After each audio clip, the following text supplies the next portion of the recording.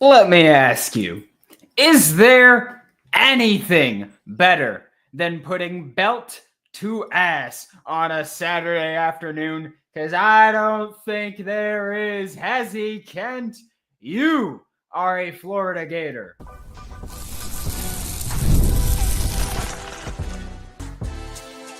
You are Locked On Gators, your daily podcast on the Florida Gators.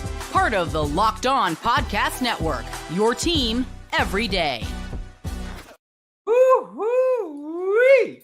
I am Brandon Olsen. Hello and welcome back to another episode of Locked On Gators, part of the Locked On Podcast Network, your team every day. Thanks for making Locked On Gators your first listen of the day. Every day we are available daily and free wherever you listen to podcasts and on YouTube. I am Brandon Olsen. Find my written work with New York Giants on SI. Find me on Twitter at WNS_Brandon.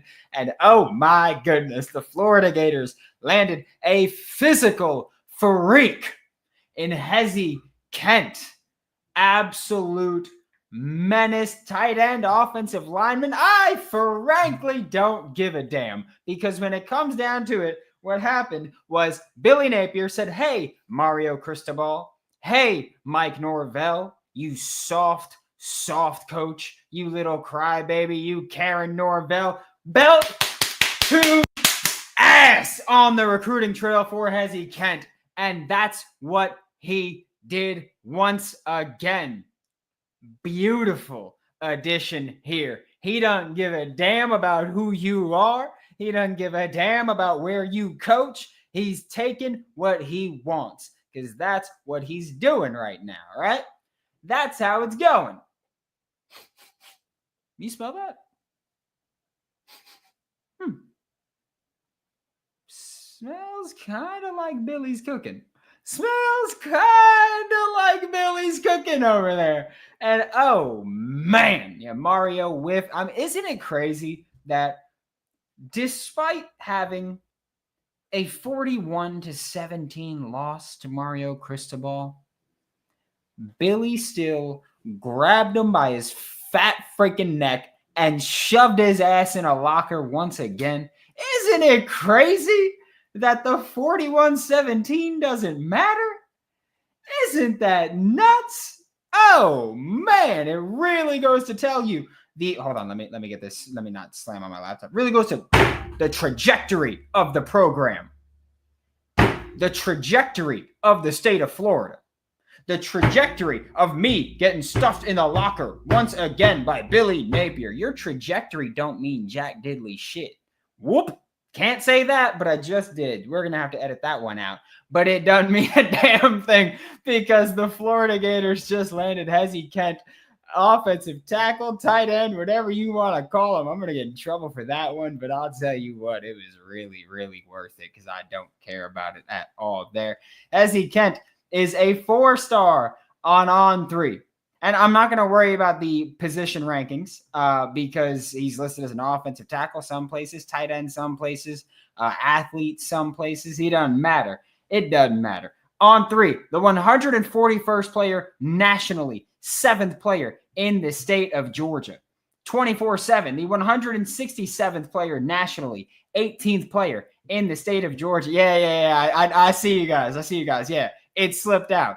I'll tell you what, Locked On, find me. It's fine. ESPN, 185th player nationally, 23rd player in the state of Georgia. Rivals, 214th player nationally, 32nd player in the state of Georgia. But he ain't going to be in Georgia for long, because he's going to be a Florida Gator. 6'6", 320 pounds, landing a commit over Texas, over Florida State, over Miami, going to be a Gator. Because he knows where serious football is being played in the state, right? That's what he knows, where serious football players are going in the state of Florida.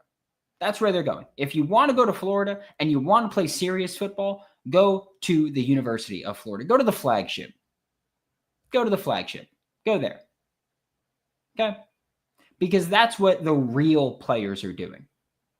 That's what the real ballers are doing. I don't give a damn what your team is ranked nationally when you've got more commits than Florida and you are barely above them. I don't care. Florida State, where are you at? Because Florida State has 4 more commits. And Florida State is below Florida with a lower average than Florida. But they were popping off. They were popping on the timeline the other day, last week, right? They were popping off about it. Oh, we flipped this guy from Auburn. We got Chauncey Kennan. You think I give a damn? Every single person in that 2026 recruiting class that goes to Florida State or Miami, if they run into Florida at any point, they're going to lose. Simple as that. Florida now 12th on 3 in the recruiting rankings. Miami is 10th, and Florida is hot on that trail right now, and they're coming up. They're coming up. Florida continues their red hot summer, and that's the thing too. Like, I know that on the timeline it gets real shaky, right? On the timeline, it's like, oh my God, we haven't had a commit in 4 days. So enjoy the commits when you get them. Celebrate the commits when you get them. Know that you're going to take 20-something kids in this class, right? And if you have a week where you get 3 or 4, guess what? That means that on average, you're not going to add 1 kid per week, right? You're not.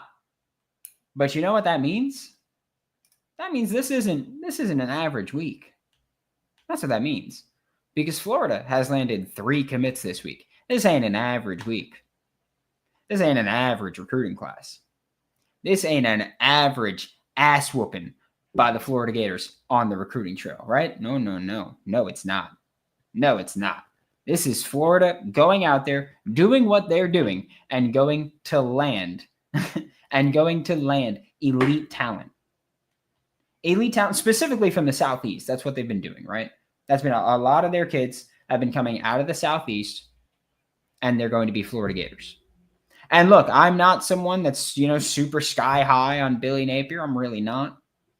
But I do think that when you look at this class and you look at how it's kind of shaping up, it's kind of shaping like a badass recruiting class. I'm not going to lie to you, right?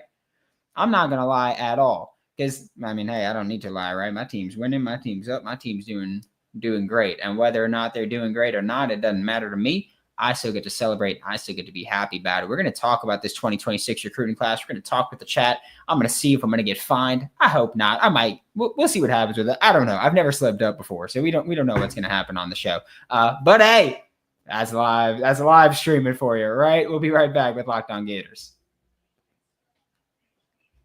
You ever wish managing your money just felt a bit easier? With Monarch Money, it can. Whether you're growing your savings or planning a big purchase, Monarch puts you in the driver's seat. It's like having your own personal CFO, giving you full visibility and control over your finances. Monarch Money is more than just a budgeting app. It's a complete financial command center, and you can track all of your accounts, all of your investments, and all of your spending in one place. So in addition to managing your money, you're also building your wealth. Take control of your finances with Monarch Money.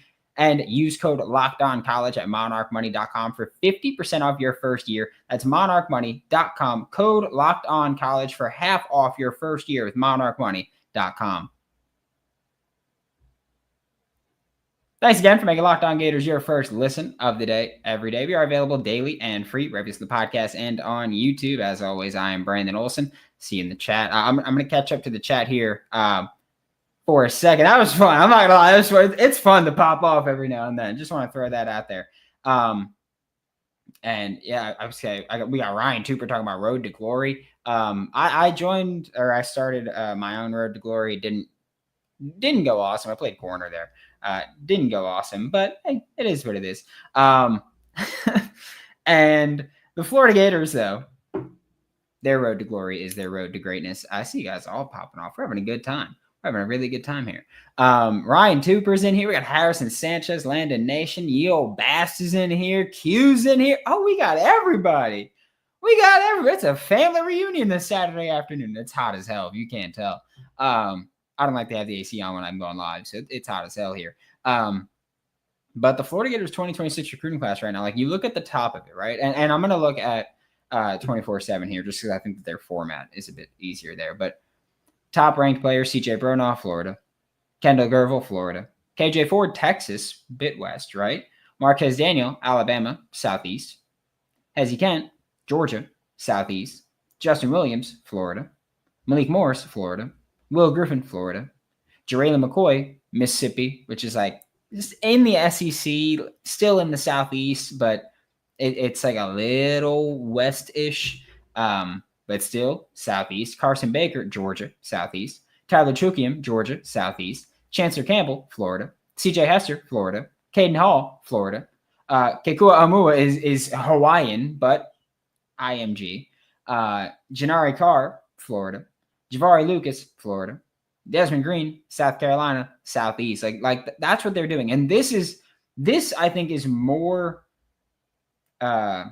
recognizable of a class for what Billy Napier had said he wanted to do when he first got here. It was really like build a wall around that. I think it was like a 500-mile radius, but really pick and choose from the Southeast. Take a kid from Texas every now and then. Take Georgia kids. Take Alabama kids. Louisiana kids. And, even now, Texas, it's not even take a kid every now and then. Now it's try to take multiple kids every year. If you can. If you can't, you can't. But Florida's recruiting the state of Texas consistently, right?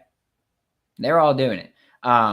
Harrison talk about the whole family on the troll. Yeah, the little brother was wearing a Florida State. So when I saw the little brother wearing a Florida State shirt, and the mom wearing a Miami shirt, I was like, okay, he's not going to either of those. That's real. I was like, he's not going to either of those. I knew that one. I don't know. I didn't notice I wasn't paying attention to the balloons. For a while, we were just standing at empty space, and I was like, all right, I'm just going to listen there. But look, this is going to be really fun, right? Heze Kent is a giant 6'6", 320-pound tight end / offensive tackle. Some places have really leaned into the fact that he's probably going to wind up at offensive tackle. One of the selling points for Florida was, hey, we'll still let you play tight end. Like, we'll let you work out there. We'll let you figure that out there. Until it doesn't, right? And so we could see him still make that transition to offensive tackle there. We got the recruiting belt. I'm cursing on the show. We're having a good old time, right? We're having a good old time today. But the fact that he has that athleticism to legitimately at least be given a shot at tight end is, I think, a testament to his overall athleticism and to his potential to actually go out there and play offensive lineman and find success on the offensive line, which is one of the reasons that I am still saying I would move him to offensive tackle right now. I would. Like, if I have someone at that size with that athleticism, I get it. You could be a nightmare for defenses to defend you, but you can also be an elite offensive tackle, recruit offensive tackle, prospect offensive tackle. Like, the sooner you start there, the sooner you start developing there. And that would be just awesome, right? We got Harrison saying, this is amazing. Phoenix saying, pop off, Brandon. It was worth it. I'm here so I don't get fined. It was worth it. It was worth it, right? Like, if they get mad at me, they get mad at me. They say what they want to say about me. But, hey, we're going to have some fun, right? And, hey, if they don't say anything, who's to say, right? Billy did to Mario what Elijah Martin did to the rim in Summer League last night. It's crazy. Elijah Martin just balling out. Like he's playing very similar to his college stuff, and that's just fun to see, right? I feel like a lot of guys, slow down. They maybe get reserved, and Elijah Martin's like, nope, still doing it. Ryan Tooper said his road to glory, Florida won the Natty. Trey set the single-season receiving record, and DJ set the single-season passing record. I would love it if that happened. Phoenix Riser said, hit the like button always. Duval, what's up, brother? How you doing? Kobe McNally, what's Gators recruiting ranking? On 24/7, Gators recruiting ranking is showing up as 14, although I feel like they generally take a little bit to update. And so maybe it's going to be 12-ish at this point. And on 3, which is loading right now, on 3 they are 12th. So that's where they are. They're going to keep improving. And yeah, keep going up. They've got more kids that they're getting. What if he did stay at tight end though? Gronk archetype? No, first off, no one's Gronk, right? Like no one's gonna be Gronk. Gronk's the greatest tight end I've seen, and I know I'm younger than a lot of people that are gonna get mad at me saying that. But yeah, I think that I don't think anybody's gonna be Gronk. But I do think that you could have that kind of dominant guy where it's like, yeah, he's a tremendous blocker that's basically another offensive lineman. And especially in the red zone, he's going to be a killer. And especially on third down, he's going to be a killer. Like those kinds of guys, I'll take him 10 times out of 10. I just think that, with Heze Kent, like he's got the size. Because with Gronk, like great blocker, right? But he was an offensive tackle size.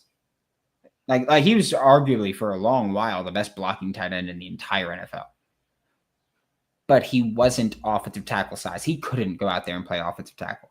Heze Kent is offensive tackle size and still moves really damn well. And so you can get him out there doing that and working there. Edward Williams, get out of here. I didn't even see Edward Williams say anything. Must have glossed over the negativity with these positivity glasses that I got on. Let's try and throw that out there. Positivity glasses, cursing on the show. We're going to have a good time, right? We're going to have a good time this whole season, really. I see a lot of short yardage first down completions with him. Yeah, and here's the thing, too. Heze Kent has run the football before. Like, you could J.J. Pegwist that, which is what Ole Miss did with their defensive linemen. That got stuffed a bunch of times against Florida, but never against anybody else. Interesting how that happened. Interesting. Very interesting how that happened. Double Gator said he's a freak athlete. You bring him on, figure out what to do with him later. Absolutely. But I could start talking about what we're going to do with him, right? I can start saying what I would do with him if I had to say. It would be to play him at the more valuable position. That's honestly, that's what it comes down to for me a lot, is that you have someone that can play both.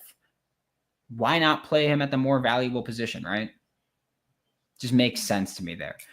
Maybe Lil Bro is just a criminal fan and now he's flipped allegiance to the best school in Florida. Hopefully. Hope he opens his eyes a bit.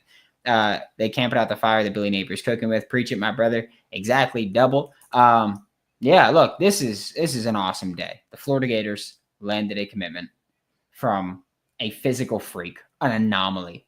That's it. What was it Scott Steiner used to say? Just a genetically freak or genetic freak. Just he's a monster, right? And that's what you have. You have someone that you can't find in every class. I'd play him at tackle. I think that's the best spot. I know that he wants to play tight end. Everybody wants to play a role where they get to catch more passes, so I get it. But I'd still take him at tackle preferably, but I'd take him regardless in this class because I think he can be very good at both. But a very good tackle is worth way more than a very good tight end. We are going to wrap this up. Head on over to the Whole Nine Sports YouTube channel if you want to. We got our offensive coordinator dynasty is about to start. I think this is going to send you right to it afterward anyway. But we will be back on Monday. We've got Will Miles from Read and Reaction here. And we had a conversation about Chris Marler talking about DJ Lagway. We'll see you next time. I am Brandon Olsen. Find me on Twitter at WNS_Brandon. I'll see you all next time.